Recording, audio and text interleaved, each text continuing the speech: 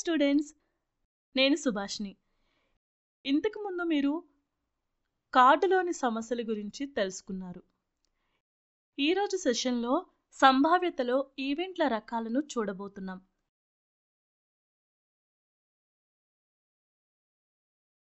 సంభావ్యతలోని ఈవెంట్ల రకాలు కొన్ని ఫలితాల నుండి అసాధ్యమైన వాటి వరకు, కలిసి జరగని సంఘటనల నుండి ఒకదానిపై ఒకటి ఆధారపడిన వాటి వరకు అనిశ్చితి యొక్క విభిన్న అంశాలను మోడల్ చేయడానికి మరియు విశ్లేషించడానికి మనకు సహాయపడే సాధనాలు. ఫైనాన్స్, స్టాటిస్టిక్స్, డెసిషన్ సైన్స్ వంటి వివిధ వాస్తవ ప్రపంచ అనువర్తనాల్లో సంభావ్యతలను లెక్కించటం, నిర్ణయాలు తీసుకోవటం, నష్టాలను తగ్గించడం కోసం ఇవి చాలా అవసరం. అభ్యాస ఫలితాలు. ఈ పాఠం పూర్తయిన తర్వాత మీరు వీటిని చేయగలరు. యాదృచ్ఛిక ప్రయోగాలతో ఈవెంట్ల రకాలను నిర్వచించటం మరియు వివరించటం. ఆధారపడిన మరియు స్వతంత్ర సంఘటనలను అర్థం చేసుకోవటం. సంఘటనల ఆధారంగా సమస్యలను వేరు చేయటం. కీలక పదాలు: ఈవెంట్స్, యాదృచ్ఛిక ప్రయోగాలు, ప్రాబబిలిటీ,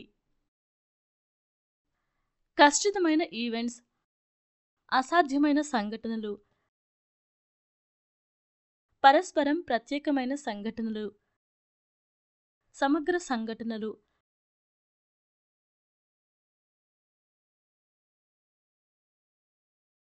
కాంప్లిమెంటరీ ఈవెంట్స్, స్వతంత్ర సంఘటనలు, ఆధారపడిన సంఘటనలు. స్టూడెంట్స్, సంభావ్యతలో ఈవెంట్ల రకాలను తెలుసుకుందాం.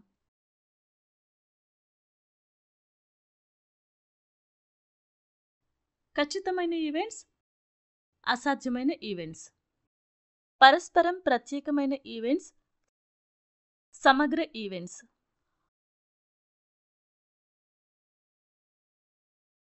Complementary events.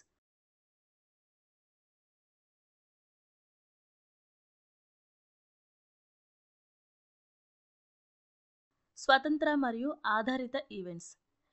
ఇప్పుడు ప్రతి ఈవెంట్ని వివరంగా తెలుసుకుందాం. మనం ఇప్పటికే 9వ తరగతిలో ఖచ్చితంగా మరియు అసాధ్యమైన ఈవెంట్స్ గురించి నేర్చుకున్నాం. మరోసారి వాటిని గుర్తు చేసుకుందాం. నిశ్చయమైన ఈవెంట్స్. ఖచ్చితంగా సంభవించే ఈవెంట్ని ఖచ్చితంగా లేదా నిర్దిష్ట ఈవెంట్ అంటారు. ఖచ్చితంగా ఈవెంట్ యొక్క సంభావ్యత 1. ఉదాహరణ: సరసమైన నాణాన్ని తిప్పటం మరియు హెడ్స్ ఆర్ టైల్స్ని పొందటం, పాచికలు వేయటం, 1 నుంచి 6 మధ్య సంఖ్యలు పొందటం.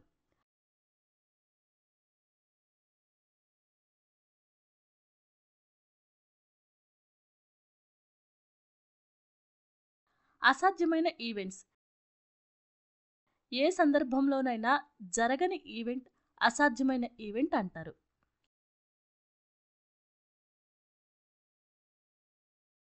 అసాధ్యమైన ఈవెంట్ యొక్క సంభావ్యత 0. ఉదాహరణ: 6 డైస్ పాచిక వేసినప్పుడు 6 కంటే ఎక్కువ సంఖ్య పొందటం వంటిదన్నమాట.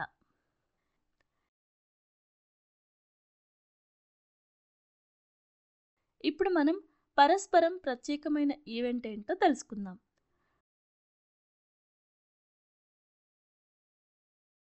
పరస్పరం ప్రత్యేకమైన ఈవెంట్లు. పరస్పర విరుద్ధమైన ఈవెంట్స్, ఒకే సమయంలో జరగని ఈవెంట్స్. ఉదాహరణకి, ఒక పాచికని సరి మరియు బేసి సంఖ్యలు, గేమ్లో గెలవటం మరియు ఓడిపోవటం, లేదా నడక వంటివి ఉంటాయి.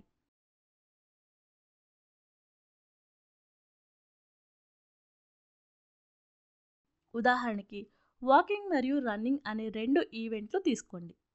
ఒక వ్యక్తి ఒకే సమయంలో నడవలేడు, అలాగే పరిగెత్తలేడు. ఈ 2 ఈవెంట్స్ ఖండన 0. ఇప్పుడు మనం సమగ్రమైన ఈవెంట్స్ ఏంటో చూద్దాం. సమగ్ర ఈవెంట్స్ ఒక నమూనా స్థలంలోని ఈవెంట్ సముదాయం, అంటే వాటిలో ఒకటి ప్రయోగాన్ని చేస్తున్నప్పుడు తప్పనిసరిగా సంభవిస్తుంది.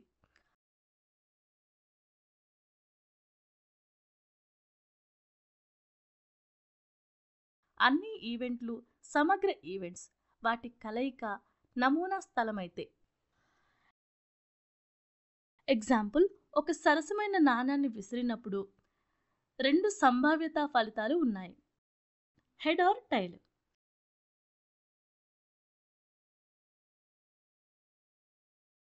కాబట్టి రెండు ఫలితాలు సమగ్రమైన ఈవెంట్స్, వాటిలో ఒకటి నాణం తిప్పేటప్పుడు సంభవిస్తుంది. ఇప్పుడు మనం ఒక పాచిక యొక్క ఒక ఉదాహరణ ద్వారా సమగ్ర ఈవెంట్ను అర్థం చేసుకుందాం. పాచికలు చుట్టే ప్రయోగాన్ని పరిశీలిద్దాం. ఈ ప్రయోగం యొక్క నమూనా స్థలం 1 2 3 4 5 6. ఇప్పుడు మనం 3 ఈవెంట్స్ని పరిశీలిద్దాం. A1 ప్రధాన సంఖ్య పొందటం, A2 మిశ్రమ సంఖ్య పొందటం,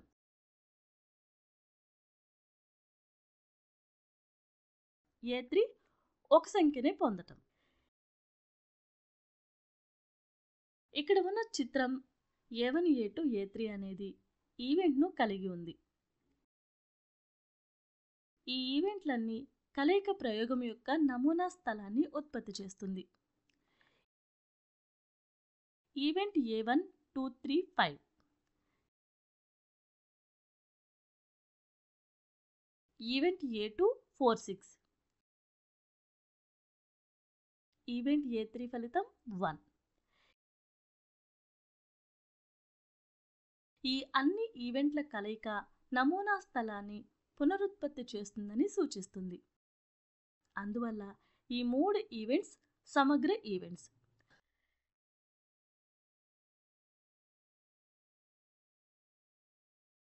ఇప్పుడు మనం పరిపూరకమైన ఈవెంట్ ఏంటో తెలుసుకుందాం.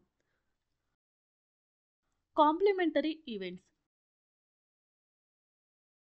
కాంప్లిమెంటరీ ఈవెంట్లు అనేవి రెండు ఈవెంట్స్, అంటే ఒక సంఘటన జరగకపోతే మరొకటి మాత్రమే జరుగుతుంది.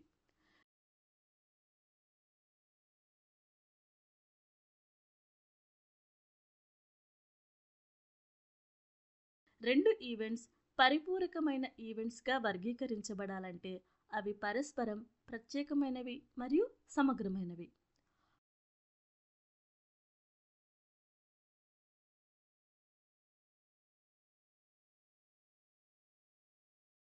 కాంప్లిమెంటరీ ఈవెంట్ల సంభావ్యత మొత్తం తప్పనిసరిగా 1కి సమానంగా ఉండాలి. సరిగ్గా రెండు ఫలితాలు ఉన్నప్పుడు మాత్రమే పరిపూరకమైన ఈవెంట్స్ జరుగుతాయి.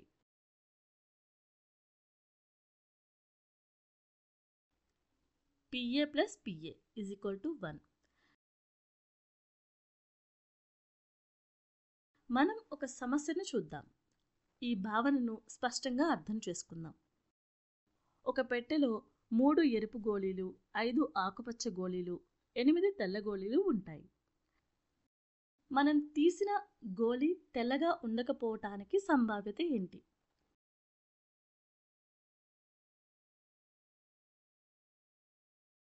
పరిపూరకమైన ఈవెంట్ భావనను ఉపయోగించి ఈ సమస్యను సాల్వ్ చేద్దాం.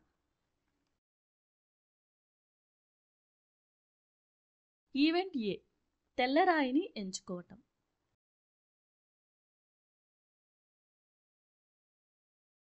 తెలుపు మార్బుల్స్ సంఖ్య 8. ఈవెంట్ A = తెల్ల రాయిని పొందటం. P1 తెల్ల గోళీ సంఖ్య బై మొత్తం మార్బుల్స్ సంఖ్య ఎంత? PA అనేది 8/16 = 1/2. ఈవెంట్ A తెల్ల పాలరాయిని పొందటం లేదు. పరిపూరకమైన సంఘటనల భావనను అప్లై చేద్దాం. PA = 1 - PA = 1 - 1/2. సో 1/2. ఆన్సర్ 0.5. ఇప్పుడు మనం స్వతంత్ర మరియు ఆధారపడే ఈవెంట్స్ ఏంటో తెలుసుకుందాం. స్వతంత్ర ఈవెంట్స్ ఒక సంఘటన మరొక సంఘటనను ప్రభావితం చేయకపోతే రెండు ఈవెంట్స్ స్వతంత్రంగా పరిగణించబడతాయి.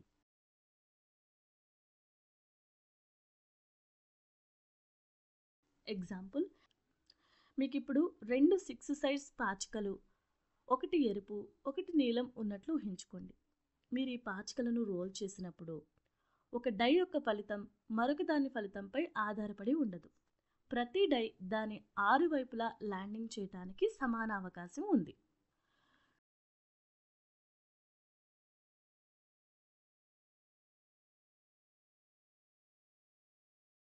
సో ఇప్పుడు మీరు రెడ్ డైస్ని రోల్ చేసినప్పుడు 3ని పొందండి. ఇప్పుడు మీరు బ్లూ డైని రోల్ చేసినప్పుడు 4 పొందే అవకాశం. ఉదాహరణకి మీరు రెడ్ డైస్ని 3ని రోల్ చేసినప్పుడు 4ని పొందే అవకాశం మునుపటిలాగే ఉంటుంది. మీరేం రోల్ చేస్తారు? బ్లూ డైలో మీరు రెడ్ డైలో చుట్టిన దానికి సంబంధం లేకుండా ఉంటుంది. ఈ ఈవెంట్స్ స్వతంత్రంగా ఉంటాయి, ఎందుకంటే ఒక డైని రోల్ చేసి ఒక డై రోల్ యొక్క ఫలితం మరొక డై రోల్ యొక్క ఫలితంపై ఆధారపడి ఉండదు లేదా ప్రభావం చూపదు. మీరు ఒక డైలో 3 రోల్ చేసిన లేదా 6 రోల్ చేసిన ప్రతి రోల్కి మరొక డై యొక్క సంభావ్యత ఒకే విధంగా ఉంటుంది. సో డిపెండెంట్ ఈవెంట్స్ ఒక సంఘటన మరొక సంఘటన యొక్క సంఘటనను ప్రభావితం చేస్తే రెండు ఈవెంట్స్ ఆధారపడి ఉంటాయి. ఉదాహరణకి మీకు 52 కార్డ్ డెక్ ఉంది. మీరు ఒక కార్డును మరియు దాని ఎస్ ఆఫ్ స్పెడ్స్ను గీయండి.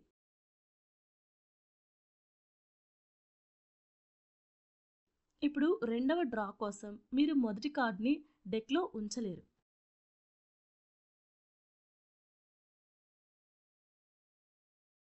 కాబట్టి డెక్ మార్చబడింది. ఇప్పుడు ఒక కార్డ్ తక్కువ ఉంది మరియు ఇది ఇకపై 52 కార్డ్ డెక్ కాదు, ఇది 51 కార్డ్ డెక్. ఇది ఈవెంట్లను డిపెండెంట్గా చేస్తుంది, ఎందుకంటే మొదటి డ్రా యొక్క ఫలితం రెండవ డ్రాపై ప్రభావం చూపుతుంది. రెండవ డ్రా యొక్క సంభావ్యత మొదటి డ్రా ద్వారా ప్రభావితమవుతుంది. సో ఫైనల్గా ఈ లెసన్లో మనం నేర్చుకుంది ఏంటంటే, ఖచ్చితంగా ఈవెంట్ యొక్క సంభావ్యత ఒకటి, అసాధ్యమైన సంఘటన యొక్క సంభావ్యత 0. పరస్పర విరుద్ధమైన ఈవెంట్స్ ఒకే సమయంలో జరగని ఈవెంట్స్.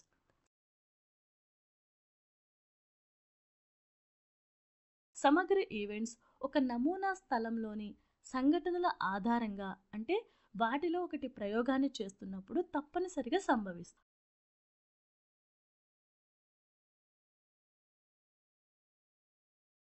కాంప్లిమెంటరీ ఈవెంట్లు అనేవి రెండు ఈవెంట్స్, అంటే ఒక సంఘటన జరగకపోతే మరొకటి మాత్రమే జరుగుతుంది.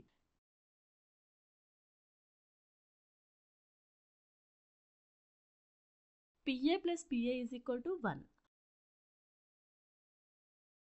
ఒక సంఘటన మరొక సంఘటనను ప్రభావితం చేయకపోతే రెండు ఈవెంట్స్ స్వతంత్రంగా పరిగణించబడతాయి.